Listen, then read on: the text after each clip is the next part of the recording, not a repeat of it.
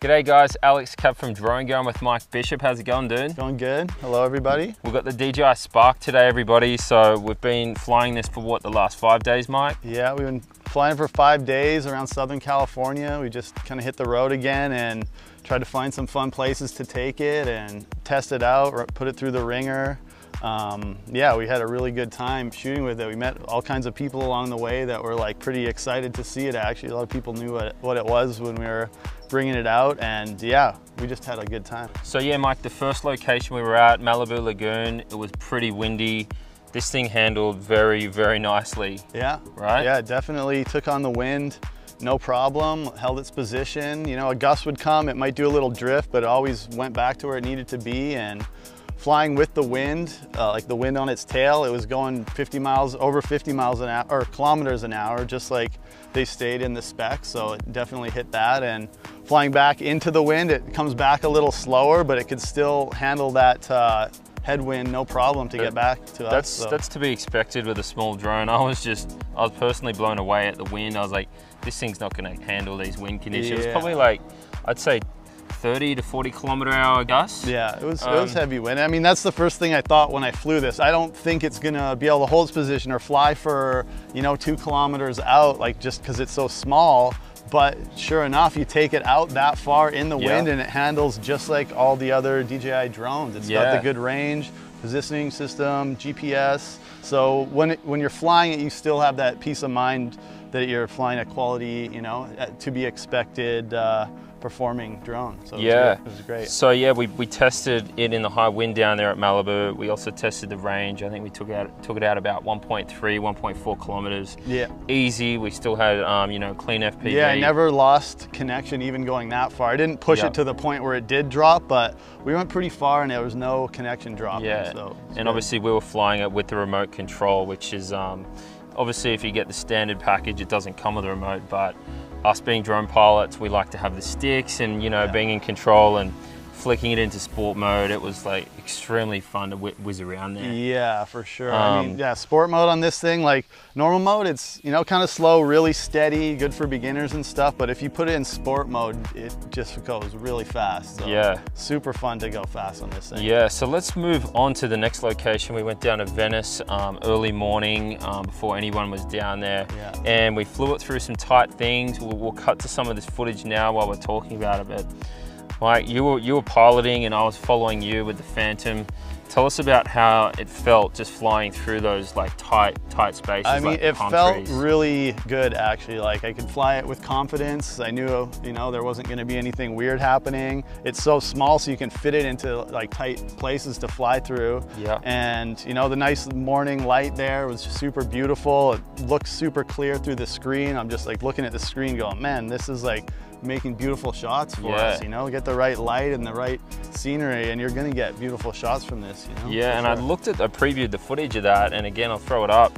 1080 at 30 frames per second. Obviously, it's not gonna set the world on fire with quality of footage, but from what I saw, Instagram, social media worthy, it was stable and it was really, really clean. I was quite impressed with the image quality of what I was seeing for such a small camera. Yeah, I think for most people, it'll be really good. If you're a professional, if you're doing higher jobs, you're probably not gonna wanna show up with this thing. It's not gonna like hold up against a much more expensive camera. You know, you're not necessarily buying this for like a high-end camera. It's very entry level. The quality is really good, 1080. You know, it's nice to edit with, you know, 4K. A lot of the time you shoot these huge 4K files. Use it. You don't need the resolution, it just bogs you down in editing. So there's something kind of really nice about just editing clean 1080 footage out of here. And that's what a lot of people are gonna buy this for. It's easy, the footage is usable. Yeah, it's just... You can take it everywhere with you. Like that's, you know, I threw it in my bag every day this week that I had. I'm just gonna bring it along and fly it and have fun, and that's what it was. Yeah, for sure. Yeah, absolutely. So that was Venice. Where was the next location? We went back to Malibu. We did the Malibu pier and we flew it underneath the pier, which was really fun. Yeah. And then I followed you with the Phantom, and it wasn't the tightest under there, but again, you know, flying under and through tight spaces, having something smaller than a Phantom, again, gives you sort of a bit of peace of mind and comfort. You know, you can get through those tight spaces. With bigger drones, you'd be sort of, if you drift or, you know, you could sort of go off. We went to the Malibu pier and we were flying off the pier and we did the the gesture feature, and we ran into those girls down there that wanted to sort of use it, which was really cool. Yeah, that was good. We got to test out some of the features there. The like the droney feature where it like pulls back. I think it's called Quick Shot in the menus. And then tried some of the hand tracking stuff, which worked out really good. Yeah, like people were very impressed with that when you can pull out that move. There was a bunch of girls like, oh, can we have a go? And then they just sort of, you know, one of them went up there and she's like, oh my God, this is amazing. So like seeing beginners, people that have never flown a drone before, be able to just use their hand and they're like, wow, I can do this now. This is what the Spark is about. It's about getting something in people's hands that they can use safely and easily. Right, yeah. So Mike, our last location that we went, where did we go?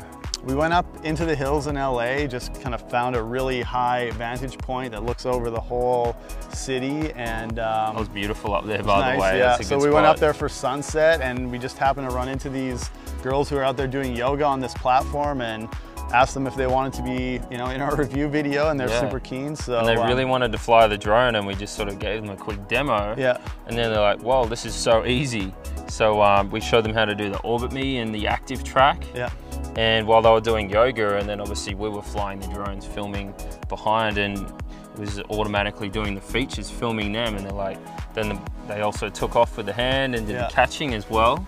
Yeah, they thought that was cool. I mean, everyone we ran into with this and we started showing the features, everyone's just like, what the heck, this is amazing. So yeah, another example of it, you know, people being excited when they see something this small like that performs like that, and then being able to actually use it, and, you know, having people that had never flown a drone like control it with their hand and stuff. Like, it was a lot of fun. And use it with just your cell phone, and the controls on the cell phone actually work pretty good. Like, I'd never tried controlling a drone with a cell phone. I was only expecting the worst, really. Yeah, and I tried it, and it was easy and intuitive to use. So yeah, and if you do get the remote controller, we've got the buttons here. You got record, capture image. Obviously your phone just goes in here in the tray.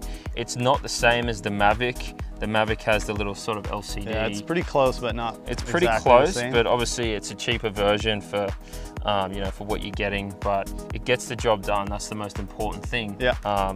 There's no cable, it works via Wi-Fi. But yeah, again, super easy to use for people first getting into drones. Yeah, and I think the beauty of actually getting the remote and learning to use it is if you start with this as your first drone, which I'm sure a lot of people, this will be the first drone that they've ever owned before, which is, you know, what it's kind of there. That's the market it's for a lot of. So if you want to take this and step up to an Inspire after this, you'll fly it exactly the same. Yeah. Same remote, same app. You'll just instantly know how to fly a drone at a much bigger size if you learn on this. So yeah, it's a great starter drone. I think that's what I'm trying to say. Yeah, exactly. So, you know, another thing that people are going to love about this is the price point. It's $499.